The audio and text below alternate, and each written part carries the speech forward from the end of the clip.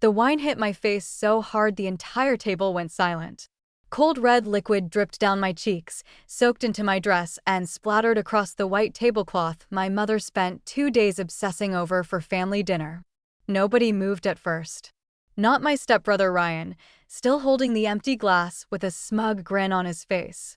Not his father Mark, casually cutting into a steak like this happened every Sunday. And definitely not my mother. She looked annoyed. Not at Ryan. At me. My chest burned with humiliation as wine slid into my eyes. The dining room smelled expensive. Fresh rosemary candles. Roasted garlic. Mark's imported bourbon sitting untouched near the fireplace. A perfect upper-class family dinner. Except for me. Ryan leaned back in his chair smiling. Oops. The way he said it made my stomach twist instantly. Because it wasn't an accident. Not even close. I grabbed a napkin slowly, trying to clean my face while every pair of eyes watched me. Then my mother slapped me. Hard. The crack echoed through the dining room louder than the wine glass hitting the table. I froze. So did everyone else. My mother pointed directly at me, furious. You embarrass this family every single time. The sting on my cheek barely registered compared to the shock flooding through my body. Ryan had just thrown wine in my face. And somehow I was the problem. Mark finally looked up from his plate, completely calm. Sandra, relax. But he wasn't defending me. He was protecting the atmosphere. Protecting dinner. Protecting appearances. That was always more important in this house. My mother grabbed my wrist tightly. Go clean yourself up before the guests arrive. Guests. Right. Tonight wasn't just family dinner. Mark invited several business partners over afterward for drinks and networking. Wealthy investors. Country club people. The kind of people my mother spent years desperately trying to impress after marrying into Mark's money. And Ryan knew exactly how to weaponize that desperation. I slowly stood from the table while wine dripped from my hair onto the hardwood floor. Ryan smirked at me again. Maybe wear darker colors next time. I looked directly at him. And for the first time in years, something shifted inside me. Not anger. Clarity. Because suddenly I realized Ryan wasn't just spoiled. He was confident. Too confident. Like someone who already knew he could do anything without consequences. My mother tightened her grip on my arm. Move. I pulled away from her without speaking and walked upstairs toward the guest bathroom. But halfway down the hallway I stopped. Voices floated from Mark's office downstairs. Low. Urgent.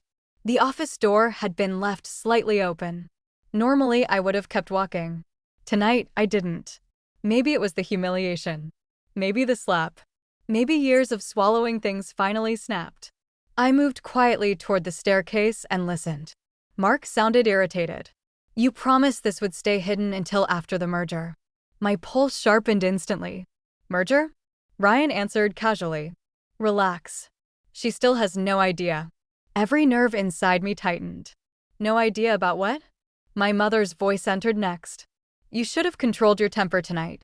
Ryan laughed softly. She's not the problem anymore. Silence followed. Then Mark said something that nearly stopped my heart. Once the papers are signed Friday, she loses everything anyway. The air vanished from my lungs. Papers? Loses everything? My mind raced instantly. They were talking about me. They had to be. Then Ryan added something worse. Honestly, kicking her out sooner might make things easier. Cold rushed through my chest. Kicking me out? My own mother stayed silent. That hurt more than anything else. Because silence meant agreement. I stepped backward slowly from the staircase, pulse hammering violently now. Nothing about this felt normal anymore. Not Ryan's confidence. Not my mother's behavior. Not the secret conversation happening behind closed doors. For years, I believed Ryan hated me because we were forced into the same family. But standing there with wine still dripping down my neck, I realized something terrifying. Ryan wasn't trying to humiliate me tonight. He was trying to provoke me before something much bigger happened. I stayed frozen near the staircase long after the conversation inside Mark's office ended. My heartbeat refused to slow down. Once the papers are signed Friday, she loses everything anyway.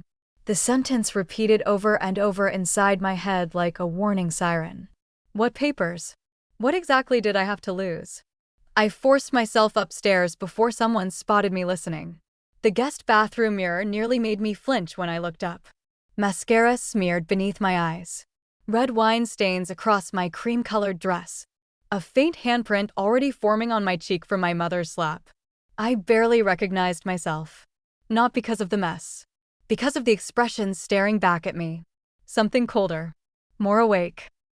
For years, I convinced myself Ryan's cruelty came from immaturity. Jealousy. Attention-seeking. But tonight felt organized. Intentional. I cleaned my face slowly while replaying every strange thing that happened over the past 6 months. Mark suddenly insisting I sign family financial documents without reading them fully. My mother pressuring me to stop asking questions about my late father's property. Ryan repeatedly joking about me becoming homeless soon. At the time, it sounded childish. Now it sounded predictive. A knock hit the bathroom door. Sharp. I opened it halfway. My mother stood outside holding another dress. Her face already looked calmer now, like the slap downstairs never happened. Put this on before the investors arrive. No apology. No guilt. Just image management. I stared at her quietly. What papers are being signed Friday? The color in her face changed instantly. Tiny reaction. But enough. Then her expression hardened.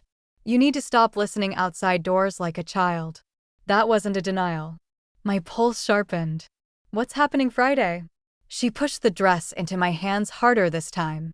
Mark is helping secure this family's future. Another careful non-answer. I stepped into the hallway. By taking something from me? Her eyes narrowed immediately. Watch your tone. There it was again. Not concern. Control. I lowered my voice.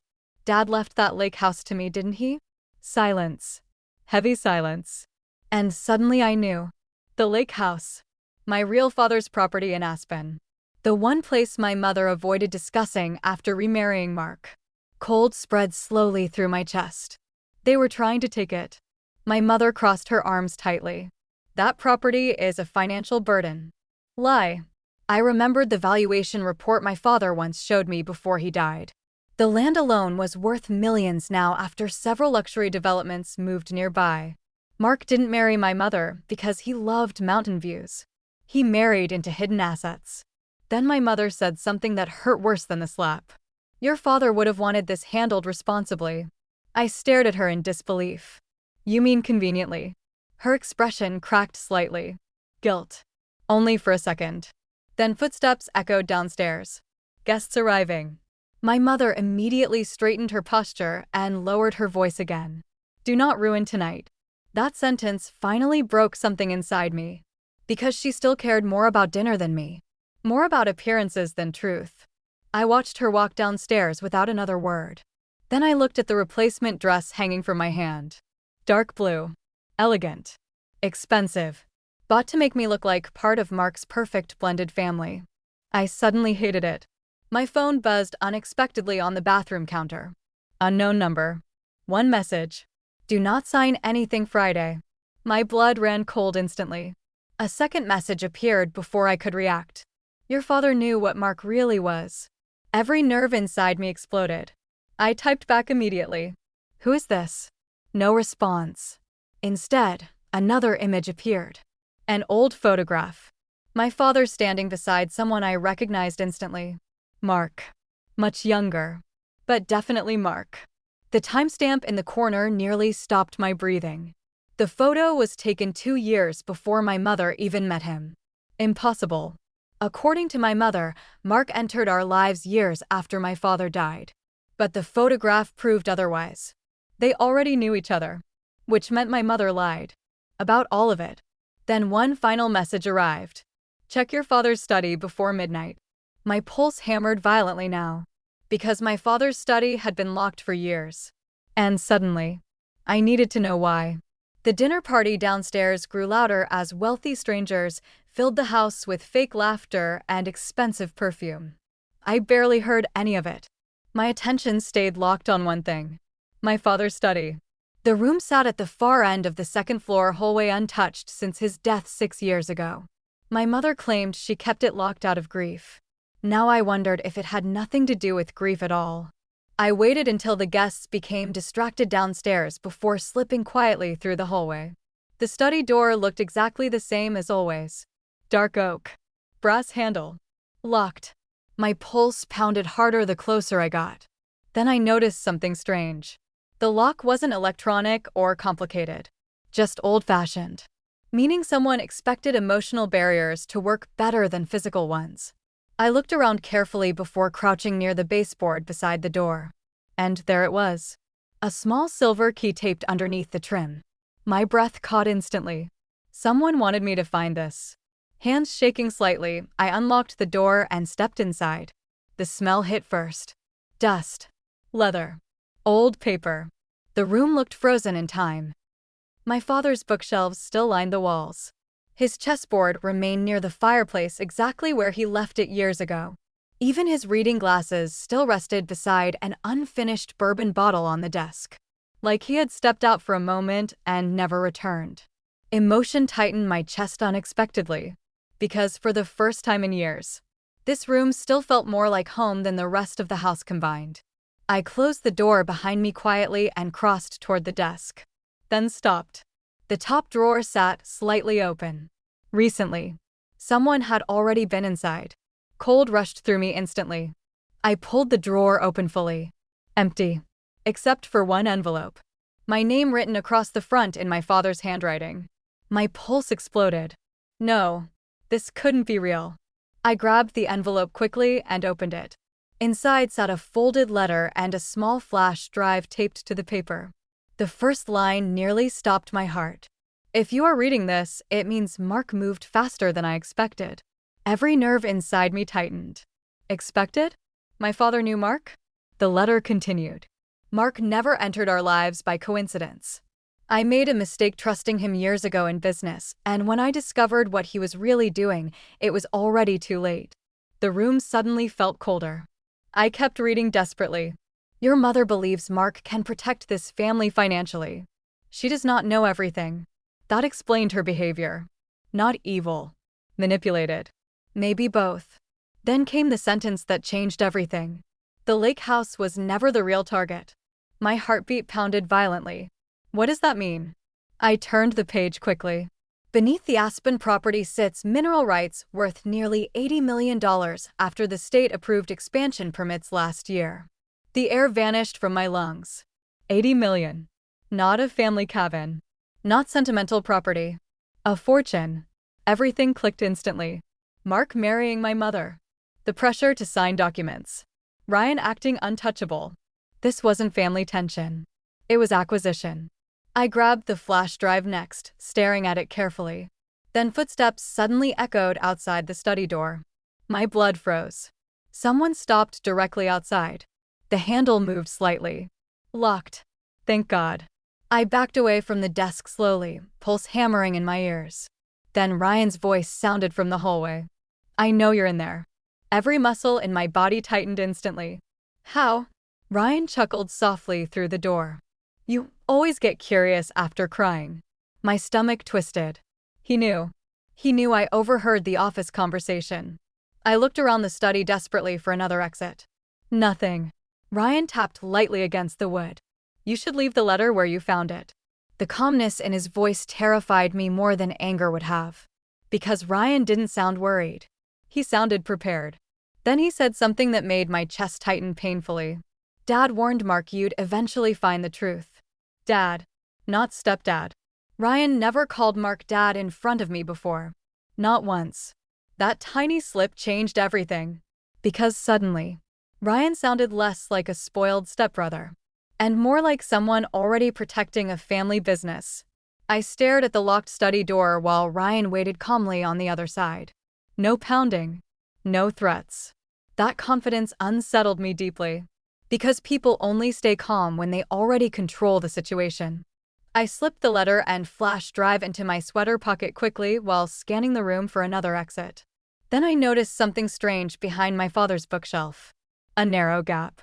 Hidden carefully in the shadows. My pulse sharpened instantly. I pushed against the shelf gently. It moved. A concealed door opened inward. Of course it did. My father always loved old architecture and secret compartments. When I was little, he used to joke that wealthy people hid things because honesty scared them. Now I understood what he meant. Ryan knocked softly again outside the main door. "You're making this harder than it needs to be." I slipped through the hidden doorway just as the study lock clicked open behind me. The passage was narrow and dark, running between the walls of the house like something built decades ago and forgotten. Dust coated everything. Nobody had used it in years. I moved quietly forward while Ryan entered the study behind me. A second later, I heard drawers opening violently. Then silence. He realized the letter was gone. My pulse exploded. I kept moving through the hidden corridor until it opened into the garage storage room downstairs. The house above me still buzzed with wealthy dinner guests completely unaware their hosts were hunting missing inheritance documents between wine service and dessert. The absurdity almost made me laugh. Almost. Then my phone buzzed again. Unknown number. "Did you find the drive?" I typed back immediately. "Who are you?" 3 dots appeared, then vanished. Finally, the response came. "Someone your father paid to protect you." Cold rushed through me. Protect me from who? No answer. Instead, another message arrived. "Do not trust the police." Every nerve inside me tightened instantly. Why would the police matter? Then I remembered something buried in the back of my memory. 2 years ago, Mark hosted a charity fundraiser at this house. Several city officials attended. Judges. Developers. Even the sheriff. At the time it looked like networking. Now it looked strategic. I moved deeper into the garage storage room and pulled out my laptop from an old cabinet where I sometimes worked privately. My hands shook as I inserted the flash drive. 3 folders appeared instantly. Financial records. Property transfers. Video archive. I opened the video folder first. Hundreds of files. Dates stretching back nearly 10 years. My stomach tightened. Surveillance. Then one video caught my eye immediately. Aspen_meeting_2019. I clicked it. Security footage filled the screen. A luxury hotel conference room. My father sat at the table across from Mark. But they weren't alone. A third man entered frame seconds later. The moment I recognized him, my blood turned cold. Senator Daniel Whitmore. Utah's most powerful state politician. The same man currently campaigning for a federal seat. What was he doing with my father and Mark? The footage had audio. My father sounded furious. This deal was supposed to stay legal.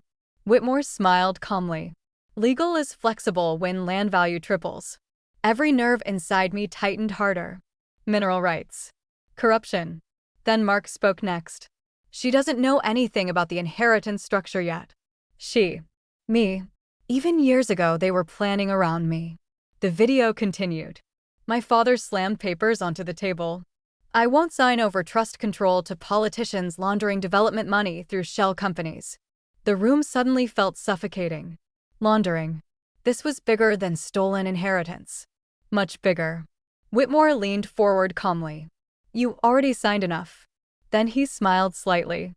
"Families survive when they cooperate." The recording ended abruptly. I sat frozen, staring at the screen.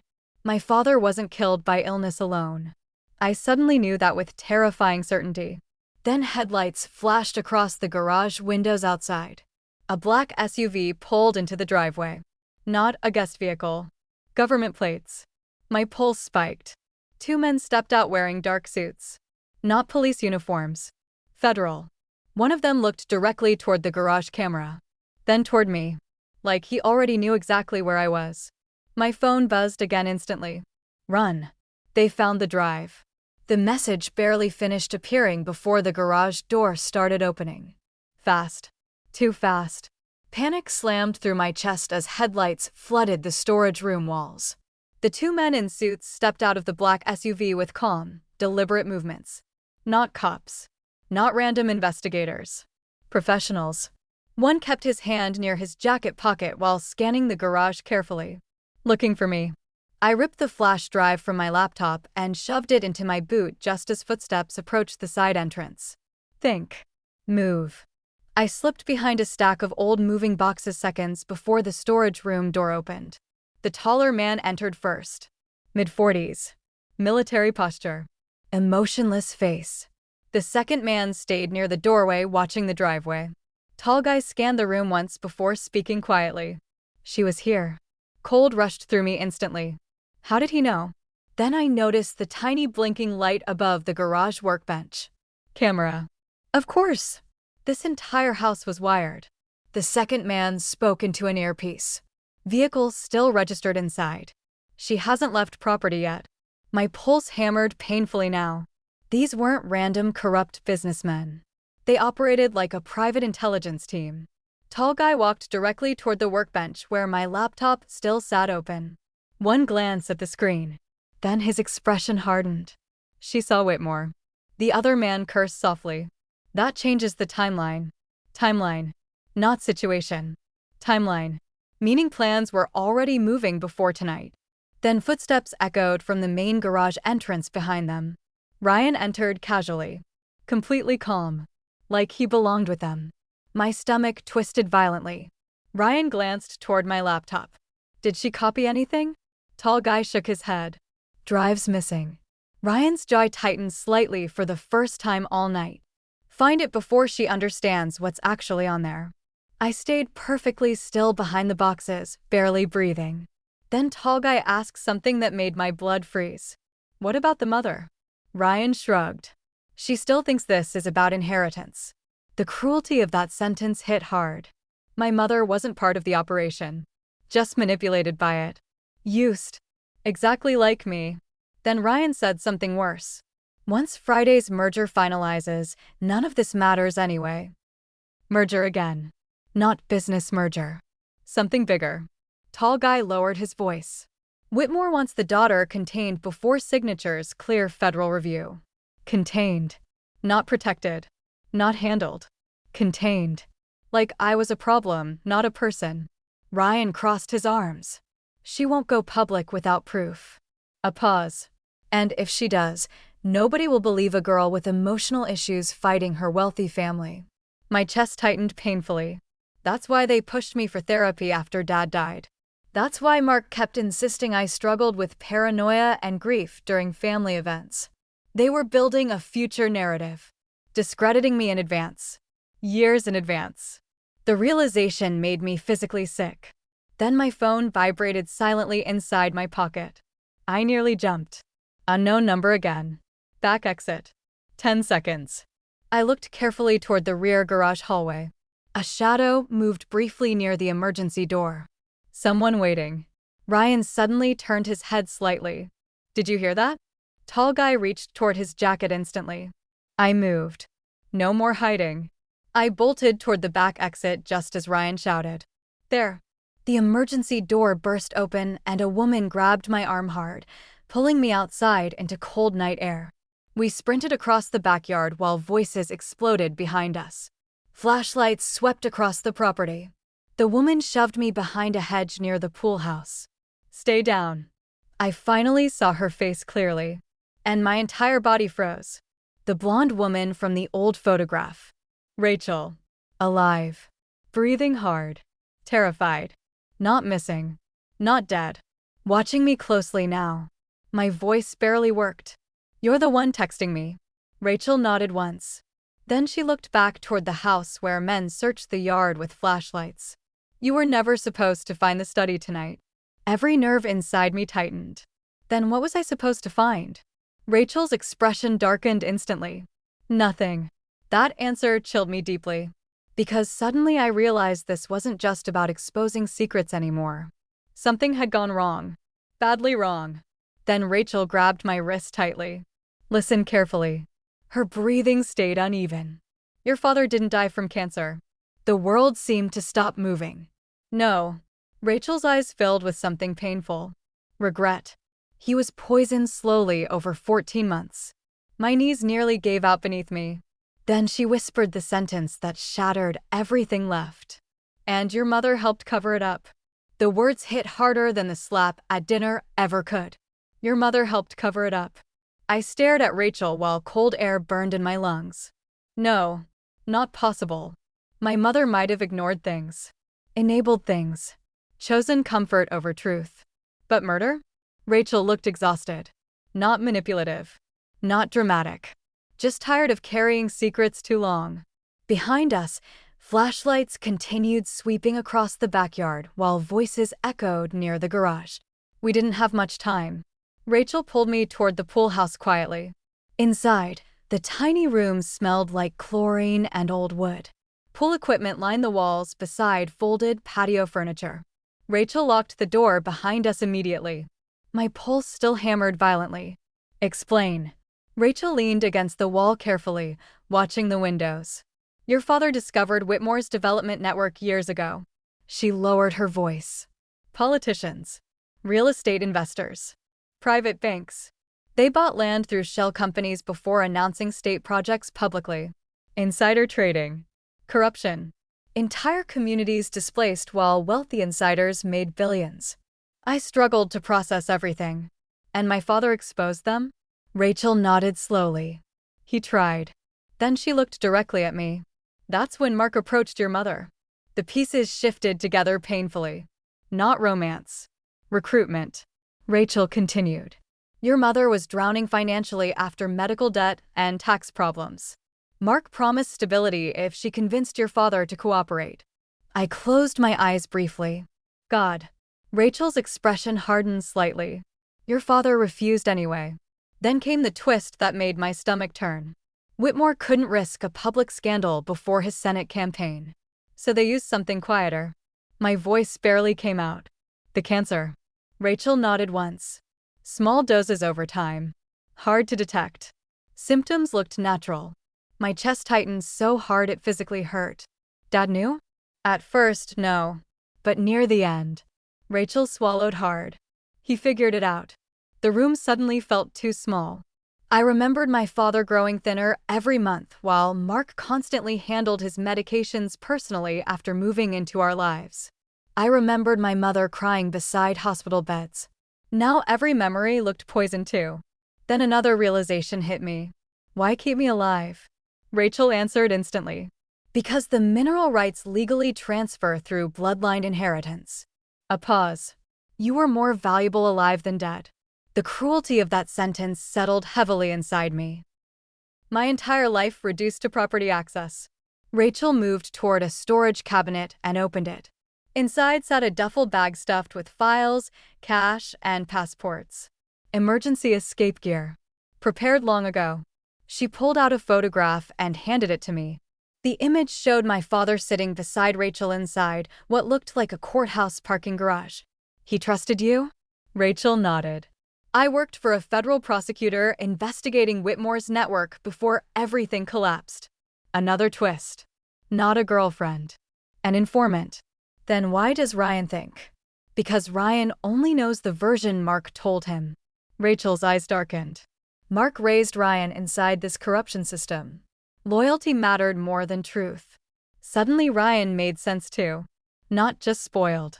Conditioned. Built to protect the empire. Then my phone lit up again. This time from my mother. Where are you? 3 dots appeared instantly after. Please answer me. Then another message arrived seconds later. They're lying to you.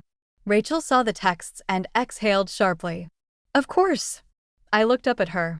Did she know about the poisoning? Rachel hesitated too long. That hesitation answered everything. Not fully, but enough. Enough to stay silent while my father slowly died. Tears burned behind my eyes, but anger buried them quickly. Outside, SUV doors slammed shut. More vehicles arriving. Rachel peeked carefully through the blinds. Her face changed instantly. No. What? She looked back at me. Whitmore's here himself. My pulse exploded.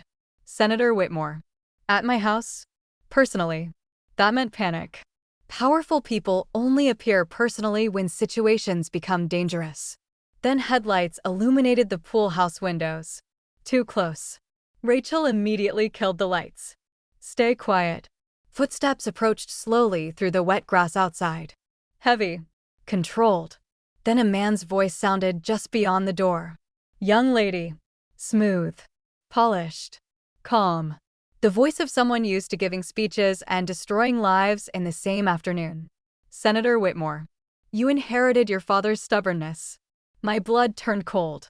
Then he said something that shattered the last illusion of safety. Open the door willingly. Or I explained to the FBI why your fingerprints are all over classified financial evidence tied to domestic fraud. The pool house suddenly felt smaller than a prison cell. Rain tapped softly against the windows while Senator Whitmore waited calmly outside the door like a man discussing business instead of threatening lives. Rachel stayed perfectly still beside me. Thinking. Calculating. That scared me more than panic would have. Because it meant she already understood how dangerous this situation really was. Whitmore spoke again through the door. You need to understand something before you make another emotional decision. Emotional. Of course. Men like him always weaponized that word whenever women became inconvenient. I clenched my fists tightly. Rachel leaned closer and whispered carefully. He's buying time. For what? Her expression darkened. To erase evidence inside the house before federal investigators arrive. My pulse sharpened instantly. Federal investigators? Rachel nodded slightly. I contacted someone before coming here tonight. Hope flickered briefly inside me, then died just as fast. Because Whitmore didn't sound worried. He sounded confident. And powerful people only stay confident when they already control the system meant to stop them. Whitmore's voice lowered outside. Your father made the mistake of believing justice works equally for everyone. A pause. It doesn't. The sentence settled heavily in the room because part of me already knew it was true. My father died. Whitmore became richer. Mark became respectable. Ryan became untouchable. And my mother kept hosting dinner parties pretending everything was normal. Rachel carefully unzipped the duffel bag again and handed me a small phone. Burner device. Encrypted. Inside are backup files your father collected before he died. I stared at the phone. Why not release them already? Rachel looked exhausted suddenly. Because the prosecutor handling the case disappeared 6 months ago. Cold flooded through me. Not fired. Not resigned. Disappeared. Whitmore chuckled softly outside the door like he somehow sensed the fear growing inside. Rachel still believes evidence matters. A pause. That's adorable. My stomach twisted violently. Then something clicked. Wait. How does he know Rachel's inside here? Rachel's face changed instantly. Panic. Real panic. Then we both understood at the exact same moment. Someone tracked the burner messages. Not random surveillance. Inside access. Which meant the unknown number helping me tonight might never have been Rachel at all. My pulse exploded. Then whose messages led me to the study? Rachel whispered one terrifying possibility. Mark. The room spun slightly. No. Why would Mark help me? Rachel shook her head slowly. Not help. Control where you looked. Control what you found. Suddenly every step tonight felt manipulated. The hidden key. The study. The flash drive. Like someone carefully guiding me toward certain truths while hiding others. Whitmore spoke again. Your stepbrother still believes this family can survive intact if you cooperate. My chest tightened painfully. Ryan. Brainwashed or not, he truly believed he was protecting his family. Just like my mother. That realization hurt more than hatred would have. Then headlights flashed across the backyard again. Another vehicle approaching fast. Whitmore's men shifted outside immediately. Rachel peeked carefully through the blinds. Her eyes widened. FBI. Hope slammed into my chest so suddenly it almost hurt. But Whitmore remained calm outside. Too calm. Then I saw why. 3 black SUVs blocked the federal vehicles before agents could even exit properly. Federal men arguing with local law enforcement. Jurisdiction confusion. Delays. Engineered delays. Whitmore's voice turned colder now. This is your final opportunity to act intelligently. A metallic click sounded outside. Gun safety. My breathing stopped. Then another voice unexpectedly echoed across the yard. Actually, Senator. A pause. I think your opportunities just ended. Everyone outside went silent instantly. Rachel's face drained of color. No way. I looked toward her sharply. Who is that? She whispered one name. Judge Holloway. The name meant nothing to me. Until the pool house windows lit up with flashing blue lights from every direction. Dozens. Not local police. Federal tactical teams. Real ones. A powerful older man stepped into view outside wearing a soaked overcoat beside armed agents. Judge Holloway. Whitmore's expression finally cracked for the first time all night. The judge looked directly at him. You should have killed the wire transfers before threatening the daughter. My pulse exploded. Wire transfers? Then Judge Holloway added something even worse. We traced every payment connected to her father's murder. The backyard exploded into chaos. Federal agents surrounded the property from every direction while Whitmore's private security scrambled in panic near the pool house. For the first time all night, the senator looked afraid. Not angry. Afraid. Judge Holloway stepped forward through the rain with the calm confidence of a man who already knew the outcome. Your accounts are frozen. Your campaign offices are being raided as we speak. Whitmore's jaw tightened violently. You have no authority. The judge cut him off instantly. Murder conspiracy gives us plenty of authority. The silence afterward felt enormous. Because powerful men like Whitmore spent their entire lives believing consequences only happen to other people. Rachel grabbed my wrist. Stay behind me. But I barely heard her. My attention stayed locked on Whitmore while years of confusion, humiliation, and grief finally rearranged themselves into something clear. My father didn't lose to cancer. He was hunted. And everyone inside my family helped hide it in different ways. Agents moved quickly now, forcing Whitmore's men onto the ground one by one. Then another vehicle pulled into the driveway. My stomach twisted instantly. My mother stepped out first, followed by Mark. And behind them, Ryan. Rain soaked all three of them as federal agents immediately intercepted the SUV. Ryan looked completely stunned by the flashing lights and armed officers covering the property. Like he genuinely never believed things could collapse this fast. Mark reacted differently. Cold. Controlled. Still calculating. Even now. Then his eyes found me near the pool house doorway. And for the first time in years, I saw fear in him too. Judge Holloway approached Mark slowly. You manipulated a grieving widow into aiding financial fraud and homicide concealment. My mother gasped beside him. Homicide? Real confusion crossed her face. Not performance. She truly didn't know everything. Mark looked toward her calmly. Sandra. But she stepped backward instantly. No. Her voice cracked. Tell me he's lying. Mark's silence answered her. The sound that came out of my mother next barely sounded human. Years of guilt and denial finally shattered all at once. Ryan stared between them in disbelief. Dad? Mark finally lost his composure. Enough.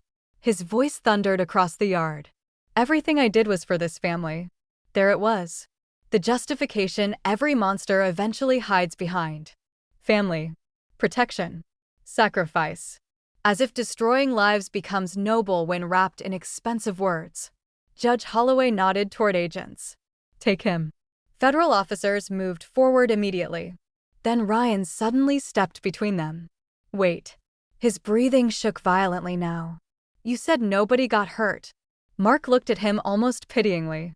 Grow up. The cruelty of that answer visibly broke Ryan. Because in that moment he finally realized the truth. He wasn't Mark's son. Not really. He was another tool. Another loyal person used until inconvenient. Agents cuffed Mark while reporters began gathering outside the property gates, cameras flashing through the rain like lightning. The perfect family image shattered publicly in real time. And somehow, that still wasn't the most satisfying part. The most satisfying part came 2 months later. The Senate investigation exploded nationwide after federal prosecutors released evidence from my father's hidden files. Whitmore resigned in disgrace before criminal charges officially landed. Developers, judges, investors, and officials tied to the corruption network started turning on each other publicly to avoid prison. Mark became the face of the scandal. The polished businessman who secretly poisoned his partner for $80 million in mineral rights. America loved the story, especially the downfall. Ryan disappeared from public life entirely after testifying against Mark. And my mother? She sold the mansion herself. Every expensive chair. Every fake perfect dinner plate. Every symbol of the life she traded our family for. Then she moved into a small apartment near Denver and started volunteering at a cancer hospice center quietly, far away from cameras. Not redemption, but maybe remorse. As for me, I kept the Aspen property. Not because of the money. Because it was the one thing my father died trying to protect. The final revenge wasn't watching Mark arrested, or Whitmore destroyed, or the headlines exposing them nationwide. It was something simpler. The girl they treated like an emotional inconvenience became the witness that destroyed every powerful man who thought money could bury the truth forever. Tell me in the comments where are you watching this story from? Like this story and also subscribe to this channel for more interesting revenge and betrayal stories.